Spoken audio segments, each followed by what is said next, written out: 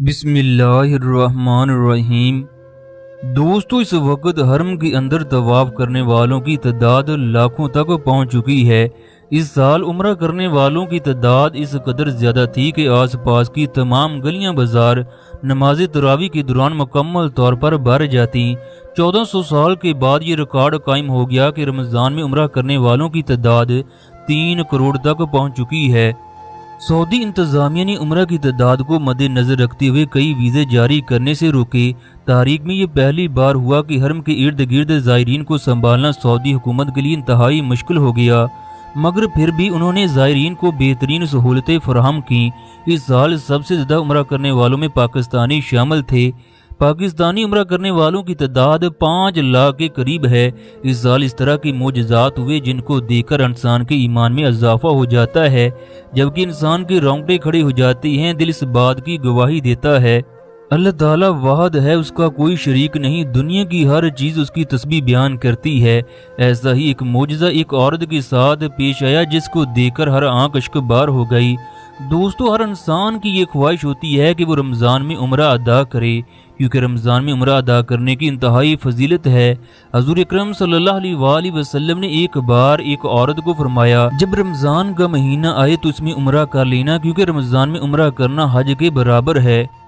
مائی نذیرہ، جس کا تعلق پاکستان کے صوبہ پنجاب سے تھا، اس کی زندگی کی ایک ہی خواہش تھی کہ وہ رمضان کے مہینے میں عمرہ ادا کرے۔ اس کا تعلق گاؤں کے انتہائی غریب گھرانے سے تھا۔ اس کے 3 چھوٹے چھوٹے بیٹے تھے جب اس کا شوہر اس دنیا سے رخصت ہو گیا۔ غریبی کی وجہ سے رشتہ داروں نے منہ موڑ لیا۔ وہ تنہا اپنے بچوں کے ساتھ ایک ایسے کمرے میں رہنے لگی جس کی چھت ایسی تھی جب بارش ہوتی تو پورے کمرے میں پانی داخل ہونے کی وجہ سے کمرہ کیچڑ میں تبدیل ہو جاتا۔ اگر رات کو بارش ہوتی تو کمرے میں سونا ان کے لیے محال تھا۔ گھر کی چاروں دیواریں نہ جانے کب سے گری پڑی تھیں، جبکہ کمرے کا دروازہ کئی جگہوں سے ٹوٹا ہوا تھا۔ مائی نذیرہ کے بچے اس کی کل کائنات تھی۔ بچوں کی یہ حالت تھی کہ کپڑوں کے آستین پھٹے ہوتے۔ ہوش سنبھالنے کے بعد بچوں نے کبھی جوتا تک نہ دیکھا۔ اس گاؤں کے سبھی لوگ زیادہ تر غریب تھے، لہٰذا ان کی زندگی فاقوں میں گزارنا ایک عام سا معمول بن چکا تھا۔ جب مائی نذیرہ کی شادی ہوئی تو ایک دن اس نے اپنے شوہر سے رمضان میں عمرہ ادا کرنے کی فرمائش کی تو وہ مسکراتے ہوئے کہنے لگا، نذیرہ، تمہیں پتہ ہے عمرے کے لیے لاکھوں روپے لگتے ہیں، جبکہ ہمارے پاس تو کھانے کے لیے بھی کچھ نہیں، لہٰذا اللہ سے مانگو، وہ تمہاری خواہش کو ضرور پوری کرے گا۔ مائی نذیرہ نے اللہ سے مانگنا کبھی نہ چھوڑا۔ مائی نذیرہ کی ایک ہی خواہش تھی کہ اس کے بچے اچھی تعلیم حاصل کر کے بڑے بڑے عہدوں پر فائز ہوں۔ اس نے عمرہ کی امید اپنے بچوں سے لگا رکھی تھی۔ اسے گاؤں میں رہتے ہوئے اس بات کا یقین ہو گیا، یہاں رہ کر کبھی بھی اس کے بچے اچھی تعلیم حاصل نہیں کر سکتے، لہٰذا مائی نذیرہ نے گاؤں کو چھوڑنے کا فیصلہ کر لیا۔ اب وہ اپنے بچوں کو لے کر شہر میں آ گئی۔ کسی جاننے والے نے اسے ایک گھر میں کام لے کر دے دیا۔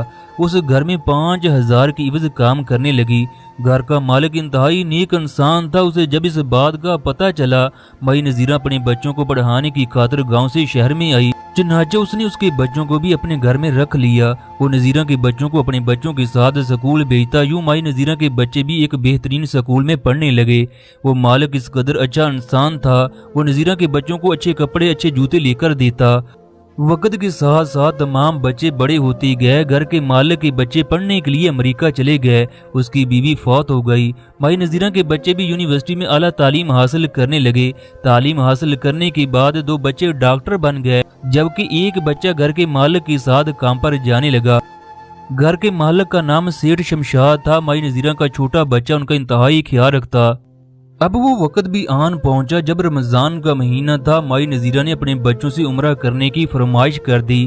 سیٹھ شمشاد بھی عمرہ پر جانے کے لیے تیار ہو گیا۔ سیٹھ شمشاد مائی نذیرہ کو اپنی بہن کہتا، جبکہ اس کے بچوں کو اپنے بچے کہتا۔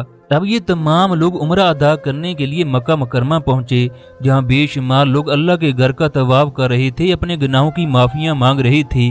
خانہ کعبہ میں اس قدر راج تھا کہ جو ایک دفعہ رش کے دوران گم ہو جاتا، پھر دوبارہ اسے ڈھونڈنا ناممکن بن جاتا۔ مائی نذیرہ بھی رش کے دوران گم ہو گئی۔ بیٹے اپنی ماں سے انتہائی پیار کرتے تھے، لہٰذا وہ پاگلوں کی طرح اپنی ماں کو ڈھونڈنے لگے۔ وہ کبھی مکہ میں موجود سعودی پولیس کے پاس جاتے تو کبھی کعبہ کا چپا چپا تلاش کرنے لگتے۔ تلاش کرنے کے باوجود انہیں اپنی ماں نہ ملی۔ تینوں بیٹے خانہ کعبہ کے گرد آ کر دعائیں کرنے لگے، یا اللہ، ہماری ماں ہمارے لیے سب کچھ ہے۔ उसे हमें इस मुकाम तक पहुंचाने में बेपनाह मुश्किलात का सामना करना पड़ा। वो सारी उम्र तेरे घर के लिए तरसती रही। जब वो इस घर में पहुंची तो न जाने वो कहाँ खो गई। अगले दिन फिर वो मक्का के चारों तरफ ढूंढते रहे। इसी दौरान बड़े बेटे के नंबर पर होटल से कॉल आई कि आपकी वालदा फलां अस्पताल के फलां वार्ड में है, जल्द से जल्द वहां पहुंच जाओ। चनाचा तीनों बेटे और सेठ साहब ने टैक्सी करवाई और मक्का के बड़े अस्पताल में पहुंच गए। बेटों ने जैसे ही मां को देखा तो दौड़कर मां को गले से लगा लिया। तीनों बेटे मां के गले से लगकर खूब रोए। दो बड़े बेटे डॉक्टर थे, उन्होंने अस्पताल के अमले से अपना तारुफ करवाया। उनसे पूछने लगे हमारी मां को क्या हुआ है। डॉक्टर ने बताया आपकी वालदा इंतहाई सीरियस कंडीशन में है, गिरने की वजह से उनकी कमर की हड्डी टूट चुकी है। ये सुनना था तीनों भाई गले लगकर खूब रोने लगे। सेठ साहब ने तीनों भाइयों को हौसला दिया। अभी ये तीनों भाई माँ के पास पहुंचे तो माँ ने आस्था सी आवाज में कहा, मेरे बेटो मैंने अपनी जिम्मेदारियां बड़ी अच्छे तरीके से निभाई। अगर मुझे कुछ हो जाए तो मक्का के कब्रिस्तान में ही मुझे दफन कर देना। सेठ साहब की तरफ इशारा करते हुए माई नजीरा ने कहा, इस आदमी का तुम्हारी माँ से ज्यादा तुम पर एहसान है। तुम्हारी माँ ने तुम्हें पैदा किया, जबकि इस शख्स ने अपने बेटों की तरह तुम्हें समझा। जो अपनी औलाद को खिलाया वही कुछ तुम्हें खिलाया। अपनी औलाद और तुम्हारे दरमियान फर्क नहीं किया। मेरी तुम लोगों को ये नसीहत है, इस आदमी की हर बात के आगे सर झुकाना, माँ का हुक्म समझकर इसका हुक्म मानना। बातें करते करते माँ ने कलमा पढ़ा और वो इस दुनिया से रुखसत हो गई। बेटों के लिए यह खबर किसी पहाड़ से कम न थी। वो माँ जिसने अपने बच्चों को एक गांव से निकाला और शहर में लाकर बड़े इंसान बनाया, उस माँ को मक्का के कब्रिस्तान में दफन कर दिया गया। नजीरा की आखिरी ख्वाहिश पूरी हो गई। चनाचा इसके बाद बेटे माँ को अलविदा करके पाकिस्तान पहुँच गए। बेटों को ये दुनिया अच्छी न लगती कि अभी तो हमारी माँ ने हमारी खुशियाँ भी न देखी कि वो इस दुनिया से रुखसत हो गई। सेठ साहब बच्चों को हौसला देते उन्हें कहते, तुम लोग तो खुश नसीब हो, तुम्हारी माँ दुनिया की मुकद्दस तरीन जगह पर दफन है। ऐसी मौत तो किस्मत वालों को नसीब होती है। माई नजीरा की वफात के बाद सेठ साहब तीनों भाइयों का और ज्यादा ख्याल करने लगे। सेठ साहब के बच्चे अमेरिका में सेटल हो गए, जबकि सेठ साहब ने तीनों भाइयों की शादियां की। फिर एक दिन सब लोग उस गांव में पहुंचे जहां उनकी माँ की यादें थीं। वो घर अब भी मौजूद था जहां तीनों भाइयों ने बचपन के दिन गुजारे। गांव वाले तीनों भाइयों को देखकर हैरान थे। माई नजीरा को दिल ही दिल में सलाम करने लगे कि उसने किस तरह अपने बच्चों को एक बड़ा इंसान बनाया। फिर तीनों भाइयों ने गांव में एक अच्छा स्कूल और एक अस्पताल तामीर करने का फैसला किया।